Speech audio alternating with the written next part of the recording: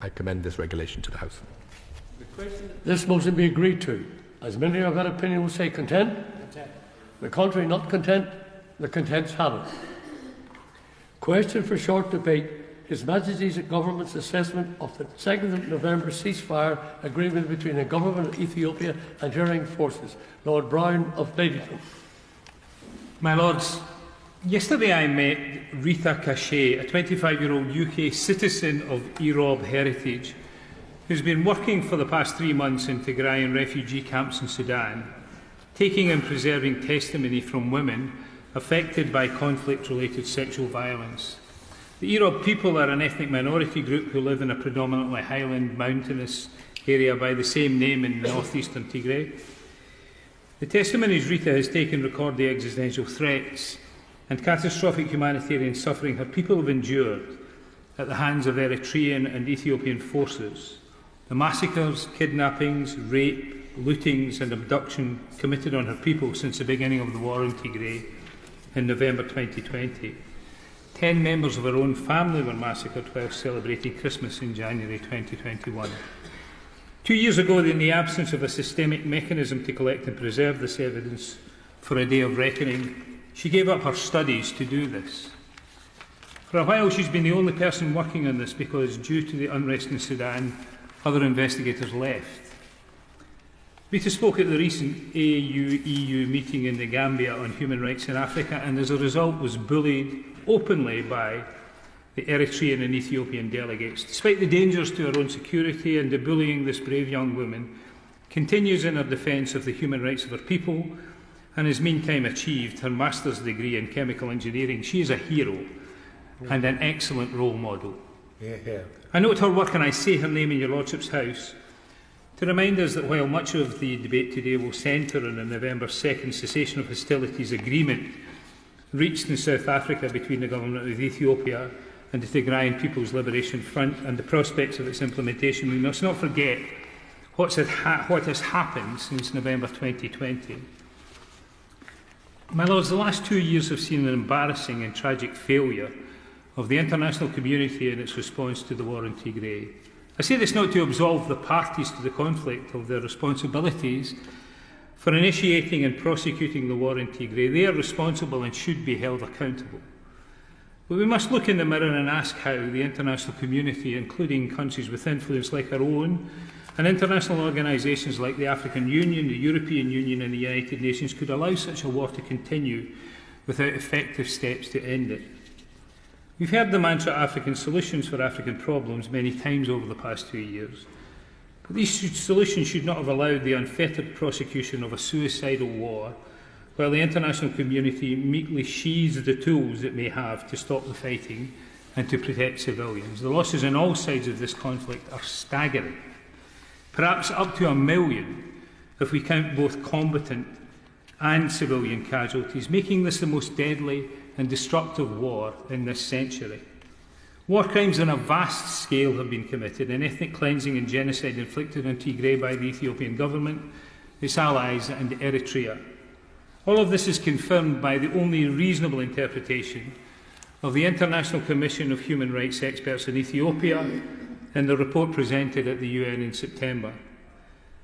That said, we now have an agreement to silence the guns, and that agreement has been supplemented by the Commanders' Agreement of November 12 signed in Kenya. My Lords, it's apparent that these agreements will be extremely challenging to implement, and the risks of a renewed conflict are real. Today we must all ask what our government and other countries and organisations can do to strengthen the framework for peace and accountability, or we will be judged as having utterly failed millions of Tigrayans and the people of Ethiopia. Accordingly, I ask the Noble Lord the Minister what assessment His Majesty's Government have made of the following. First, the cessation of hostilities ceasefire agreement between the Government of Ethiopia and Tigrayan forces, and agreed on 2nd November, and its supplements. Do the Government share the US State Department's view of November 12th, that, and I quote, "What remains, but progress is promising and gives the Ethiopian people reason for hope," or is there a more cautious read in the FCDO in number 10, based on the numerous credible reports of breaches of the terms of the peace deal and on the fact that the conflict in Tigray continues? and no humanitarian aid has yet been delivered. I wrote these words last night, but I saw on Twitter this afternoon from the ICRC Ethiopia that 2 Red Cross trucks have made their way to Mekele with medical aid in them. Second, how the ceasefire terms will be monitored and verified. This is the issue that worries me most. Considering that the stated mechanism for verification includes only 10 individuals without any ability to monitor the situation on the ground in Tigray. Given the scale of this war, is it beyond the resources of the international community to gather and deploy a robust capability to police, to monitor and verify observance and breaches of the terms of this peace accord? And third, what is the likelihood that foreign forces will now leave the Tigray province? Even though these forces, and let's name them, the Eritrean army, who have been responsible for some of the worst atrocities in the war, and the Amhara militia too, are not even mentioned explicitly in any of these agreements. Repeatedly we have called for Eritrean troops permanently to leave Tigray, but they remain. If Eritrea fails to honour the agreements in this respect, what will be the consequences? US voices are calling for sanctioning President Afwerki and introducing UN Security Council resolutions condemning Eritrea. What do we plan to do in such circumstances? Well, it's considering these assessments to enhance prospects for implementation of a cessation of hostilities, to ensure that humanitarian aid flows now, that perpetrators of war crimes are held accountable, and that reconstruction of Tigray is made possible. I encourage the following steps, which are based on the premise of keeping the leverage we now have and increasing our leverage where possible. Principal among them is withholding economic, military or other assistance to the government of Ethiopia until implementation is secured. While I was compiling my own list, yesterday my attention was drawn on Twitter to Congressman Brad Sherman's recounting of a conversation he himself had with Jake Sullivan, in which he urged suspension of the US African Opportunity Act and the maintenance of opposition to international lending institution loans and the provision of humanitarian aid to Ethiopia until commitments are kept to allow unrestricted food and medicine and the fuel necessary to transport them into Tigray, until there is a full and lasting end to fighting, until the internet is restored so that the world can hear the people of Tigray, until international human rights monitors and journalists are on the ground within Tigray at all sites across Ethiopia, where Tigrayan civilians have been detained en masse, and until the release of Tigrayans imprisoned solely for their ethnicity.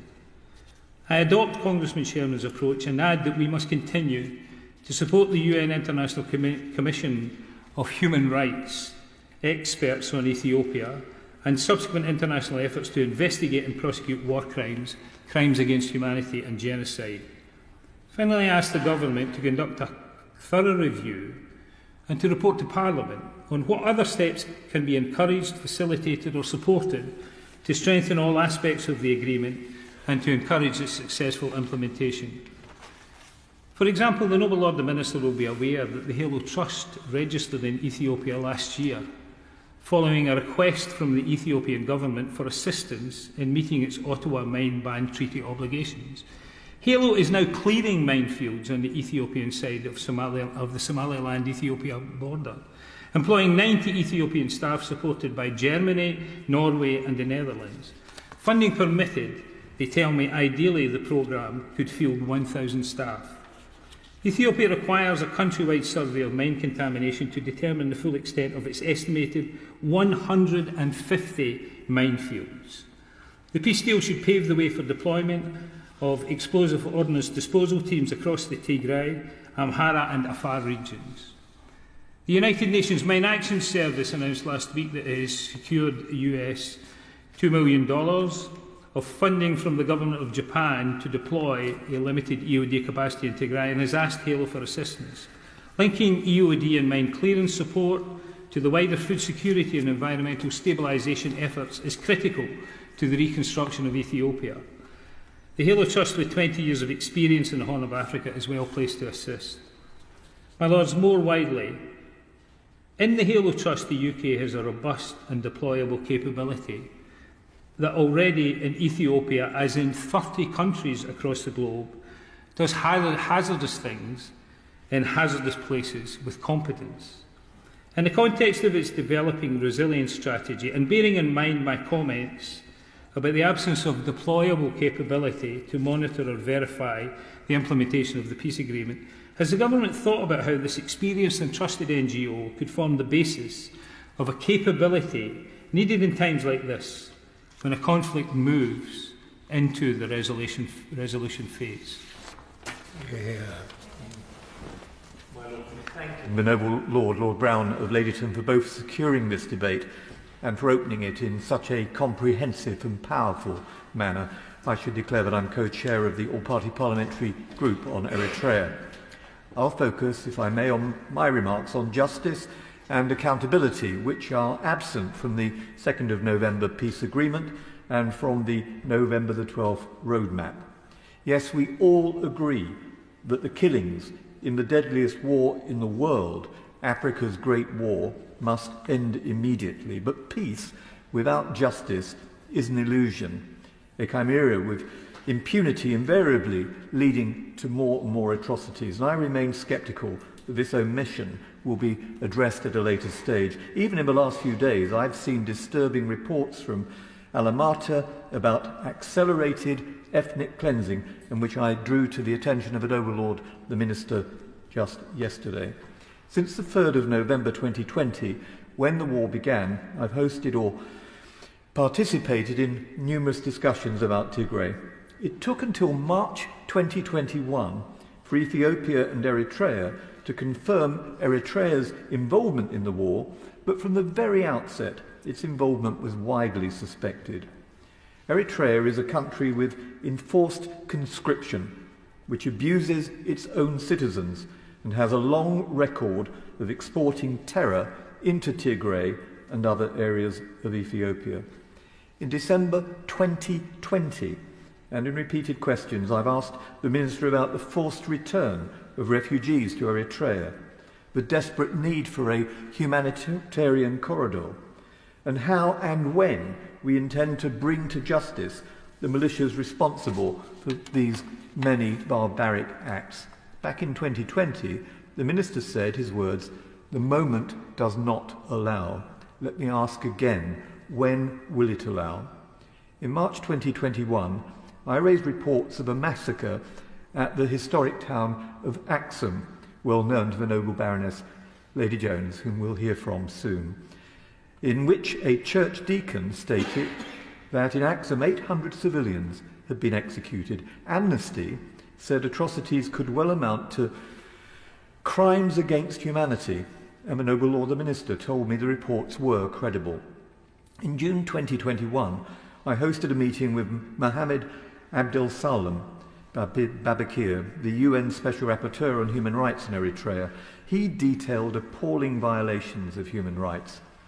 On December the 16th, 2021, I told the House that thousands have been murdered, injured and subjected to inhuman and degrading treatment, and thousands subjected to sexual violence as a weapon of war. My Lords, what did we do to stop that? 17 months ago, all the predictors of atrocity crimes had emerged as the world stood by and watched. The utter failure of the international community to intervene and to save lives makes a mockery of the duty to protect. As Tigray was plunged into gross human suffering, the world was too busy and looked away. As Tigray has seen repeated evidence, report after report, that Eritrean forces have been responsible for some of the worst atrocities, including massacres of civilians, conflict-related sexual violence and attacks, and forcible repatriation of Eritrean refugees in Ethiopia in camps like Hitsats. We have done precious little to help them. When did we last raise with Ethiopia its obligations under the Refugee Convention? As recently as the 6th of October, the European Parliament passed a resolution condemning the invasion of Tigray by Eritrean forces and specifically condemned the war crimes and human rights violations by Eritrean forces. It called on Ethiopia to sign and ratify the Rome Statute of the ICC and stressed the need for an independent and impartial mechanism to address ongoing violations and accountability. My Lords, what have we done to support that European initiative? This weekend I sent the FCDO Alex de Waal's assessment of the despotism of Isaias Afwerki, whose logic, he said, is genocidal, and the conclusion of Professor Kejtil Tronvol that atrocities in Tigray amount to genocide. What has the Foreign Secretary done about this? Others who have issued warning signs of atrocity crimes include Genocide Watch and the US Holocaust Memorial Museum. Why has this expert analysis been ignored? These statements on the serious risk of atrocity crimes and genocide trigger the duty to prevent, as confirmed by the International Court of Justice in its 2007 judgment. How have we responded to that duty? What assessment's been made to the report referred to by the Noble Lord Brown of the Ethiopian Human Rights Commission and the Office of the United Nations High Commissioner for Human Rights following their joint investigation into alleged violations of international human rights, humanitarian and refugee law, and committed by all parties? And what about the findings of the UN Human Rights Council Commission, which said in September, I quote, that regarding the Eritrean Defence Forces, the Commission finds reasonable grounds to believe that it committed war crimes of violence to life and person, in particular murder, outrages on human dignity, in particular humiliating or degrading treatment, rape, sexual slavery and sexual violence. How is all this informing the government's response in line with the Genocide Convention? On the 23rd of September, in answer to a question I tabled to Lord Goldsmith, it was confirmed that a joint analysis of conflict and stability, a JACS assessment, in Ethiopia was completed earlier this year. He didn't answer the second limb of my question on whether the government had examined and assessed the risk of identity-based violence and mass atrocities. My Lords, will the analysis be made available to members of your Lordship's House via the library? And if not, why not? These aren't trivial matters. We're talking about mass killings, the use of starvation, rape and sexual violence being used as weapons of war. Yes, rape is being used as a weapon of war. Last week, Dr. Dennis Mukwege Foundation, in cooperation with the FCDO and the Washington University Institute for Public Health, published a joint report entitled Understanding Conflict-Related Sexual Violence, CRSV, in Ethiopia. Among the testimonies in this rare and rigorous analysis is a statement by a 27-year-old woman raped in front of her children by half a dozen Fano militiamen carrying out neighbourhood searches targeting Tigrayans. She testified, I quote, "2 of them raped me and I lost consciousness and don't know how many more raped me, if all 6 did or not. They said, you Tigrayans should disappear from the land west of Tghat. You are evil and we are purifying your blood."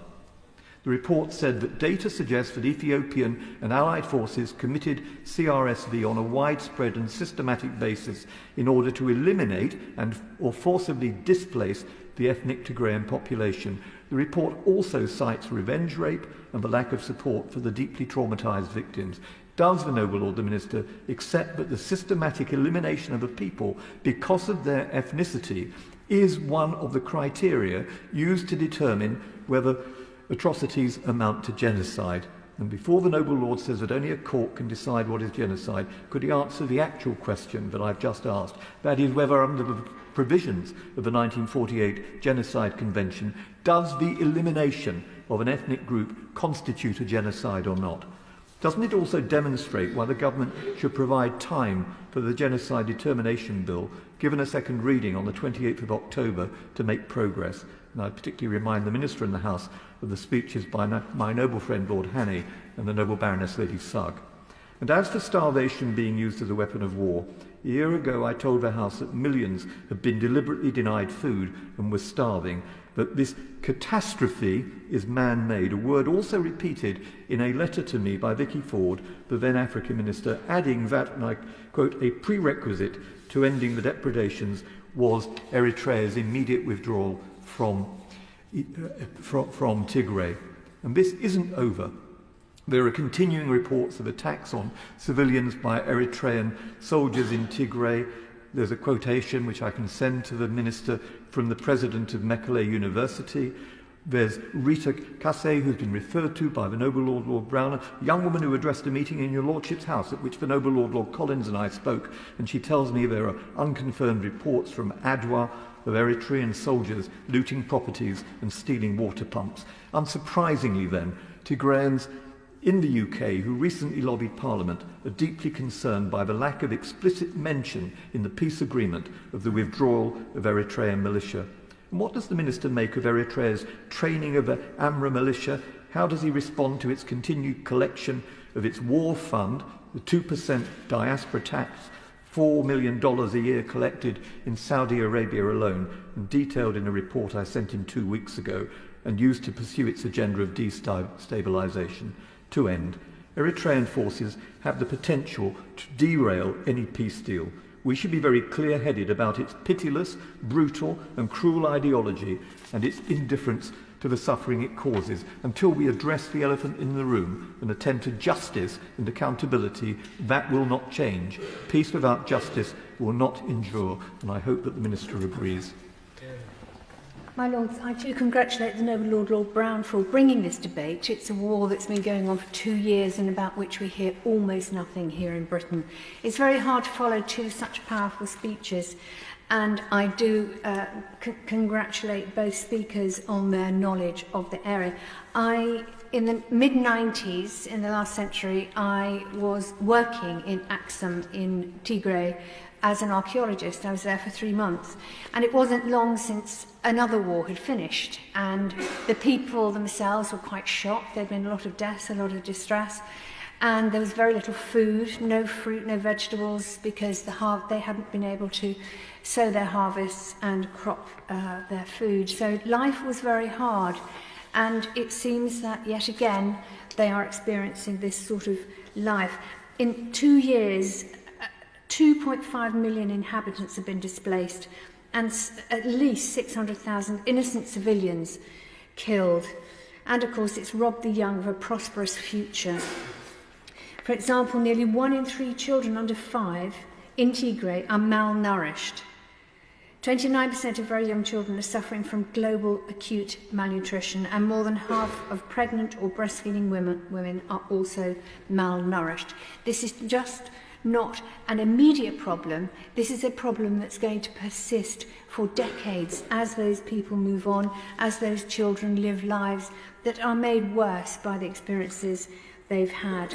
And I very much welcome the fact that both previous speakers spoke of the sexual violence that's been happening, and women and young girls have been subject to sexual violence and torture by Eritrean and Ethiopian forces. These are war crimes. Now, the recent ceasefire agreement between the TPLF and the Ethiopian government is very welcome, obviously, and comes as a relief for the victims. The fighters will enter a disarmament, demobilisation and reintegration programme, whilst the government has assured us that it will cease hostilities and enable humanitarian agencies to deliver much-needed aid to the Tigray region. But there's never any room for complacency. As with all wars, the prospect of a reignited conflict is always possible, and I believe Britain should do all it can, diplomatically and financially, to ensure that Ethiopia doesn't experience yet another political conflagration. As the Rwanda reconciliation model has shown, post-conflict stabilisation is possible, but for it to succeed, the country needs to have a conversation with itself to address the underlying tensions and trauma experienced by victims. There has to be a judicial process, as in Rwanda, bringing perpetrators of genocide and crimes against humanity to justice so that victims can have some level of peace. There needs to be educational programmes which Britain and the UN can organise that teaches the young the importance of peace and democracy. But of course, all this is put at risk by the humanitarian crisis that the Tigray region faces today. A combination of fuel costs and lack of access due to fighting has prevented the delivery of vital medical aid and food supplies. The UN Office for the Coordination of Humanitarian Affairs has said in a report that a limited number of commercial transporters are available for the northern Ethiopian response. In addition, a lack of harvest has meant that 4.6 million are food insecure and facing famine. This isn't the foundation of a lasting peace, but can be a reason for further violence down the line. Britain should surely take a proactive role in leading the humanitarian effort, along with aid agencies and the UN, in facilitating the logistical task of delivering tons of supplies to affected areas. utilising all of its available resources and assets. I have two questions for the Minister, which have sort of been covered already, but can the Government make assurances that it will provide financial and logistical assistance to Ethiopia and assure that humanitarian aid is delivered safely to areas most in need? And secondly, can the Government reaffirm its commitment to regional security in East Africa by communicating to the Ethiopian Government that humanitarian agencies must be allowed unhindered access to the Tigray region? My Lords, the whole House owes Lord Brown of Leadenhall a debt of gratitude for bringing this matter to our attention. And all speakers in today's debate bring a commitment to human rights and to Africa, for which we owe them a debt of gratitude. My own experience of Ethiopia has been as a boy growing up in Africa at a time when Ethiopia was very much at the heart of the development of the Organization of African Unity that became the Africa Union, and then as a man, as a minister and as a diplomat working in Ethiopia, and more recently as Vice President of the Bible Society, which has worked extensively with Ethiopians in that country. And Ethiopia is a great nation. It deserves to be treated with respect. Tigray is an integral part of it. The international community needs to approach Ethiopia and Tigray with a degree of humility, because frankly, like Britain, it has a mixed record in that region. Ethiopia has experienced Britain as an aggressor in the 19th century, and the fruits of that aggression are still to be found in the British Museum in the form of the Ethiopian tableaux, sacred Christian relics that were looted from that country and which have yet to be returned. In the 20th century, Ethiopia was a valued ally against Mussolini and European fascism.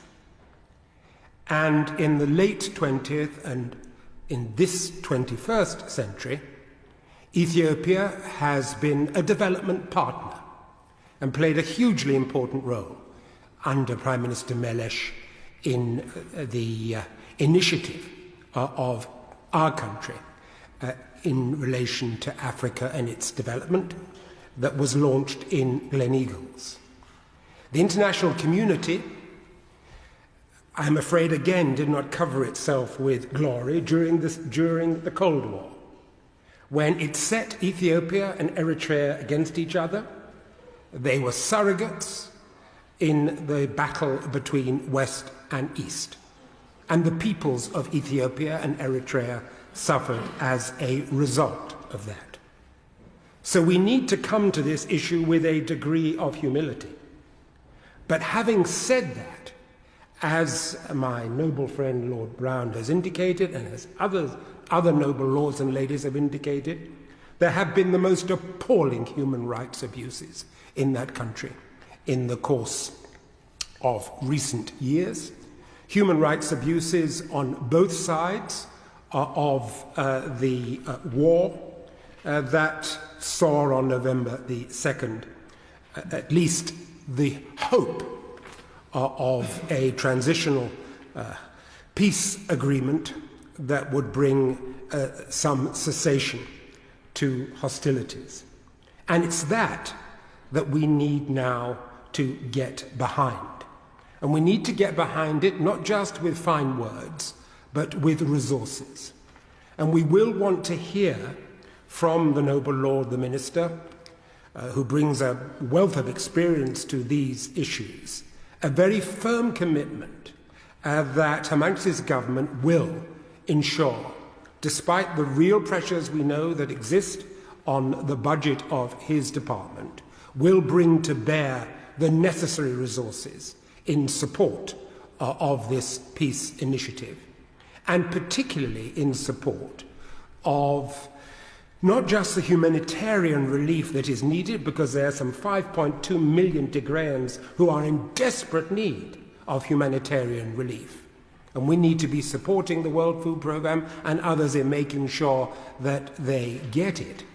But will also provide resources for the necessary effort on behalf of the African Union to monitor the peace agreement, support for civil society in order to rebuild the region, and importantly, a resource to make sure that we move to a situation in which peace is upheld by justice, because there can't be peace without justice.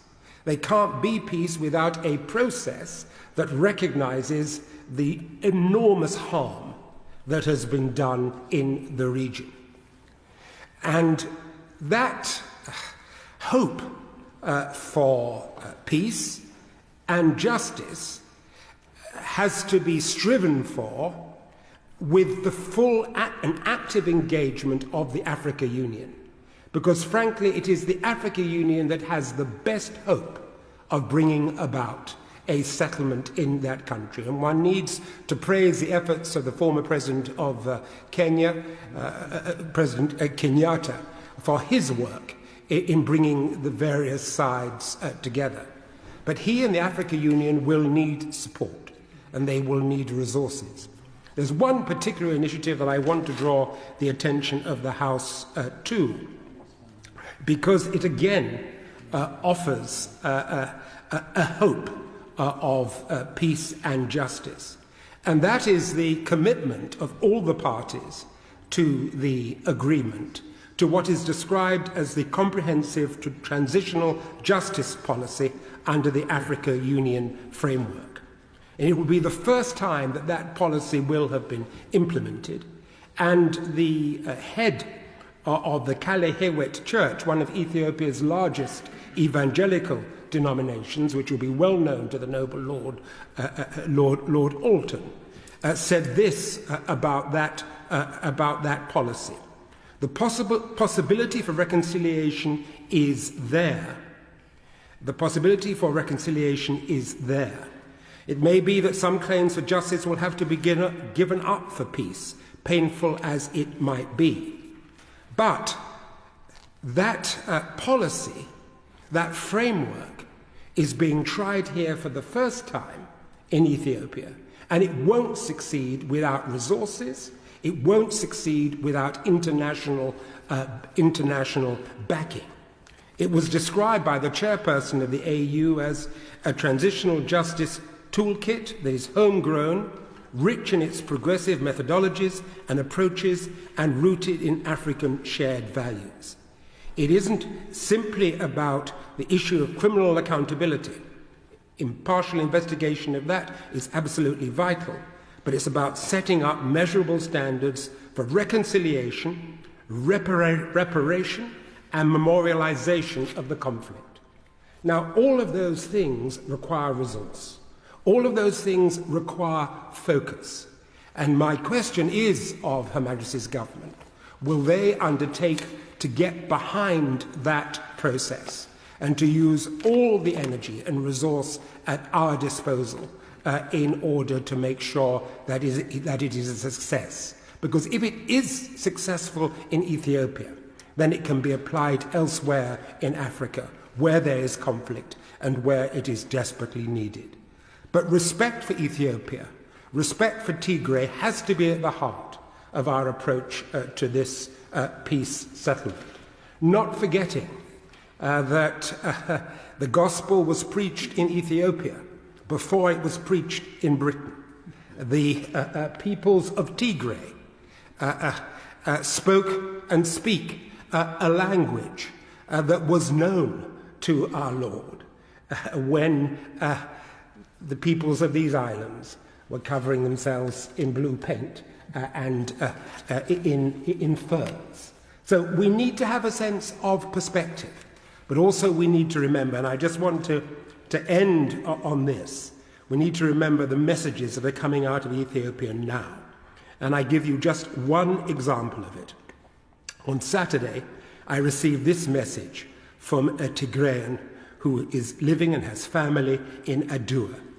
The Fano, the Amhara region militia, have been continuing with the ethnic cleansing of Tigrayans in West Tigray, as it today controls Adwa town.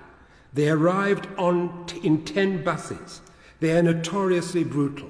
Wherever there are Fano militia and Eritrean troops, you can be sure that there will be atrocities. Wherever there are Fano militia and Eritrean troops, you can be sure there will be atrocities. This is the extent of the horror.